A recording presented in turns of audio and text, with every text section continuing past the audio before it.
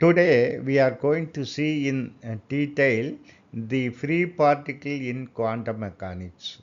In classical physics, a free particle moves at a constant velocity. It's a very simple matter. But in quantum mechanics, describing a free particle is more complex, which we are going to see in this lecture. The time-independent Schrödinger equation governs its behavior. So we know the time-independent Schrödinger wave equation is minus h cross squared over 2m t2 psi over tx2 plus v. Here there is no potential for a free particle, so we made it as 0, which is equal to E psi. So now what we are going to do is you bring this multiplicative factor to the other side. So if you bring this to the other side, we uh, we will get t2 psi over tx2 is equal to minus 2me, because already there is e here, over h cross squared psi. So this can be written as, let us say this is k square. You take this as k square. This can be rewritten as t2 psi over tx2 is equal to minus, because there is minus here, minus k squared psi. So since this is equal to k square, then k is equal to just the square root of this, square root of 2me over h cross. Now we will move further. Now we got the second order differential equation with respect to x, that is t2 psi over tx2 is equal to minus k squared psi. So the solution for this second order differential equation is, general solution is psi of x is equal to a multiplied by e power I kx plus p multiplied by e power minus I kx. Now this is a time independent wave function. Now if you want to make it time dependent, then you have to multiply by the time dependent wave function. That is, generally we will take e power minus I et over h cross as time dependent wave function. Now here, what is e over h? You know that E equal to P squared over 2M. P squared is H cross squared. In quantum mechanics, P is equal to H cross K. So P squared is H cross squared K squared over 2M. P squared over 2M. Now what is E over H? Now E over H, you divide this by H. Then what will happen? This H square will get cancelled. So E over H is equal to H cross is equal to H cross K squared over 2M. Of course, we have T here. So now you combine both the exponential term. This will become a e power minus ik. Remember that I am taking ik outside. Here you have k squared. So this will become x minus this. Since I have already taken one k outside, this will become h cross k over 2m. Of course, you have t here. Similarly, in the other term, I am taking minus ik outside, so this will become x plus h cross k over 2mt. Now, what is a h cross k over m? H cross k is momentum. So that is uh, h cross k over m. H cross k is momentum. Momentum is mass into velocity. So divide by velocity, you will get velocity. This is equal to velocity. Of course, you can ignore time being this multiplicative factor 1 over 2. So your result will not affect just because you are ignoring the multiplicative factor. Here this is also V.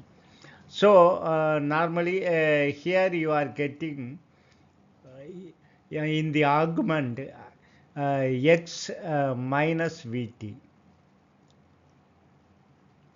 Here it is x plus vt, x plus vt. Of course, you have to multiply by here ik, here minus ik. So that is the. So I have taken these two variables. Here k is fixed, so I have taken it out. But here variable is x and t is variable. What will happen if you take upper side? That is first term. That is x minus vt. In this case, what will happen is a constant. It must be a constant. The reason behind it is you take any point in this sinusoidal wave equation. Since k is fixed, that is energy is fixed. So this terms in the augment of the exponential is constant, must be a constant. So it will not change. So you take any point, that particular point, uh, this is a constant, that is x minus vt is a constant. Then what will happen if t increases? In order to make it constant, x also will get increases. So when t increases, x also increases. It will move along positive x direction. That is positive x direction. Positive direction. Then what will happen here? I will use a different color. That is x plus vt. When t increases, in order to make constant, is a constant. X decreases, that is the major thing. That means when t increases, x decreases, it will move along the negative x direction. So it will move along a negative direction. So that is very interesting thing. If the phase factor, sometimes we may call it as phase factor. If x phase factor is negative, x minus vt, then it will move in along positive direction. If it is plus, it move along the negative direction. That is one important thing. Then we will move further. Now we will see the velocity in quantum mechanics, quantum particles. That is V quantum is equal to, by definition, it in quantum mechanics is equal to h cross modulus k over 2m, where we have seen k is equal to square root of 2me over h cross. So this quantum velocity will become h cross over 2m, and this modulus k you are taking square root of 2me over h cross. So here this h cross will get cancelled. If you bring 2m to the inside the square root, this will become 4m square. So in the numerator, I will write this. This if you bring this 2m inside the square root, then 2me over 2me into 2me. Sorry, 2m over 2m, because we are bringing 2m here. So 1 2m will get cancelled. So this will become square root of e over 2m. This is quantum velocity. What about the classical particle? The classical particle velocity is, for a classical particle, E is equal to half mv squared. Then what is v? You bring this 1 over to other side, then it will become 2e, then over m. Of course, this is v squared, so you got to take square root. So the classical velocity is equal to square root of 2e over m, which is 2 times that of this one. That is 2 times that of the quantum quantum velocity. If you multiply this by 2, you will get this. In the numerator, you will get 2 into 2 if you multiply, and if you bring this 2 inside the square root, then that will be 2 into 2. 1 2 will get cancelled. So this will become square root of 2 e over m. So there is a little bit contradiction between the quantum velocity and the classical velocity. We will see in due course in this lecture itself. Before that, we will try to solve one more important and crucial problem. We will see what is that. We know for an ideal wave function, it should be a square integrable. That means we should get a finite value for the integral between minus infinite to plus infinite psi k star, which is a function of x, psi k x dx. Remember that this k is not a wave vector. This is the wave function for plane wave. The wave function for plane wave is equal to e power ikx.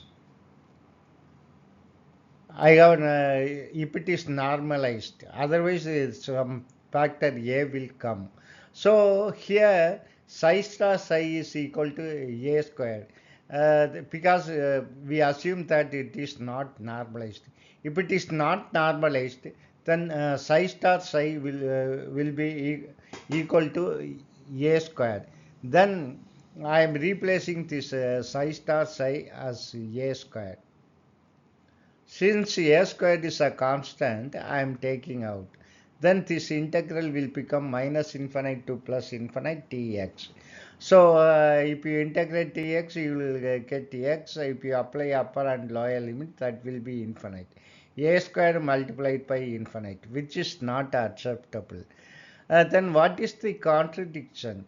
A true stationary state must be normalizable. That is, it must be having finite total probability. A plane wave is not normal. However, this is for stationary state. However, a plane wave is not normalizable. That is, it is not a physical state. Here we have seen it is not a normalizable because its value is infinite. Therefore, a physical free particle cannot be a true stationary state. Then what we have to do, we will see right now. Then what is the solution for this? In practice, we use wave packets, not the plane wave. That is, wave packet is nothing but a superposition of plane waves of different frequencies or different amplitude. These are the localized, normalizable, and represents a real particle. But they do not have a definite energy. If it is having definite energy, then say plane sine wave. So it will go up to infinite, plus or minus infinite to plus infinite, if it is a fixed frequency. But if you add so many frequency, then you will get a wave packet. I will explain now. So they have a spread energy. We have to use the waves of different energy and their superposition. Now we will come to the concept of wave packets. The quantum particles have a dual nature that we will know. They act like both particles and waves. According to T. Bragg idea, each particle has a wave linked to it. That is a wave nature with a wavelength given by lambda is equal to h over p. The wave functions spread out overall space, so they cannot be limited to just one spot. Just take pure sine wave of fixed frequency, it will move along this. So you cannot fix the position of the particle. This particle may be anywhere between minus infinite to plus infinite. Then how to localize it? We will see it right now. A particle confined to a certain region can be described by a wave that is strong in that region and nearly zero outside it. So if you take a particle at a particular point, which is the probability is very high, uh, let us say this is x-axis position, x-axis, and y-axis is probability. You have maximum probability at one point and nearly is close to zero at nearby places. So this type of localized wave function is called a wave packet. It's made by combining wave with a slightly different wavelength. These waves are arranged so they add up constructively in one region and cancel out destructively elsewhere. The best example is Fourier transform. See, I have given a few lecture using a sine wave and adding it up, adding few sine wave, you can generate square wave, triangular wave, sawtooth wave, even you can generate a straight line, whatever waveform or some random form using sine wave. That is a very interesting thing. So we can generate Gaussian wave also using sine wave. That we will see during this course of this lectures. Now we will see what is phase velocity. See, we are adding the sine wave of different frequency. So which I have shown inside blue color. Uh, then velocity of the individual particle is called phase velocity. So we can form a envelope. It's a Gaussian envelope. These are the envelope. First, we will see the phase velocity. Velocity is equal to nu lambda. So nu is the frequency and lambda. Nu is equal to E over h cross because E is equal to h nu. So h get cancelled, you will get nu, and lambda according to de Broglie hypothesis, lambda is equal to h over p. So here h will get cancelled. So you will get simply E over p. So this phase velocity is E over p. E is of mv squared and p is mv. Here you can cancel this m and m, and this v will get cancelled with this v squared, which will become v. So the base velocity will become half of the velocity total. Here you can see phase velocity is half of the original velocity. There is a contradiction. The reason being is we cannot measure actually the phase velocity. The phase velocity of matter wave is half of the particle velocity, but this does not affect the experiment because we cannot directly measure the phase velocity. Only we can measure the group velocity which matches with particle velocity, which we are going to see now. See, you can see the envelope. This is the movement of overall particle, that is all the particle. This gives you the envelope. That is this velocity is called group velocity. We are going to see what is the group velocity. Now we will see the group velocity. By definition, it is differentiation of angular frequency over k.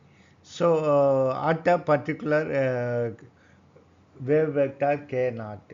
So now what is h omega energy is equal to p squared over 2m. P squared is equal to h cross squared k squared over 2m. Then what is omega from this? You cancel this h cross and this h cross squared. So omega is equal to h cross k squared over 2m.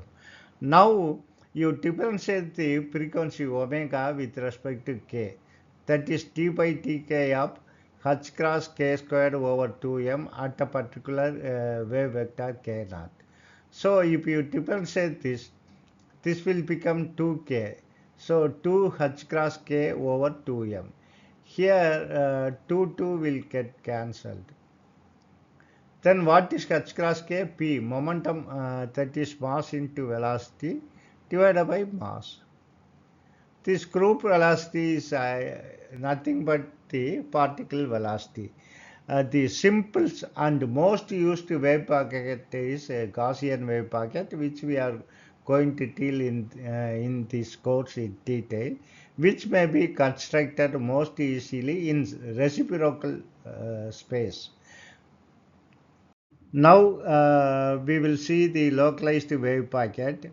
That is by definition psi of x and t, that is time dependent wave function, is equal to 1 over square root of 2 pi. This is for mathematical reason is a scaling factor, and integrating between minus infinite to plus infinite psi of k e power I kx minus omega t tk. We are integrating with respect to k.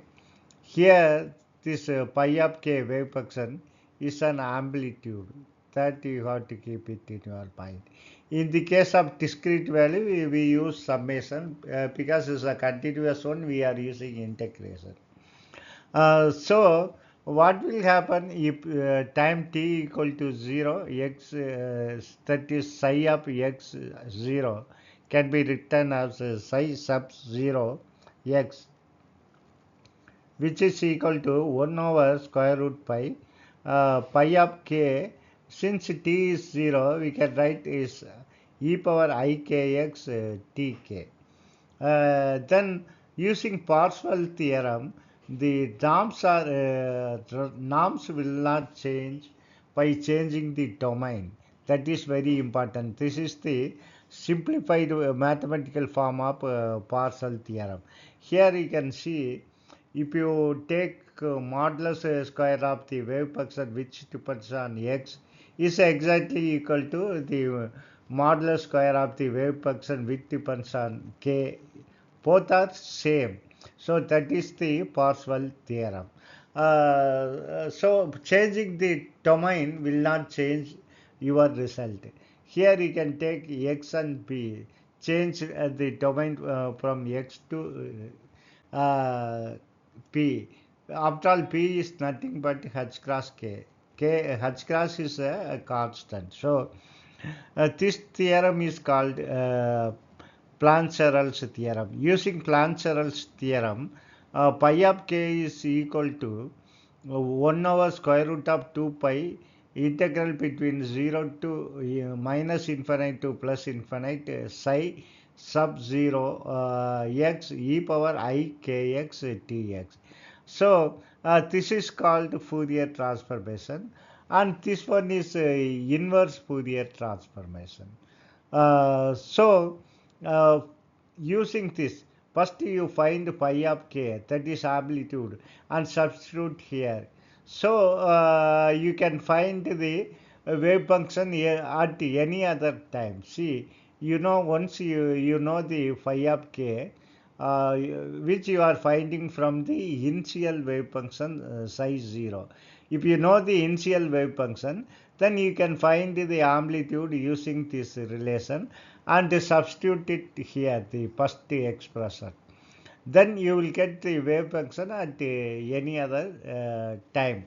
Now it can be normalizable. So we are able to change the unnormalizable wave function, that is plane wave, into normalizable wave function. That is the very important point to be noted.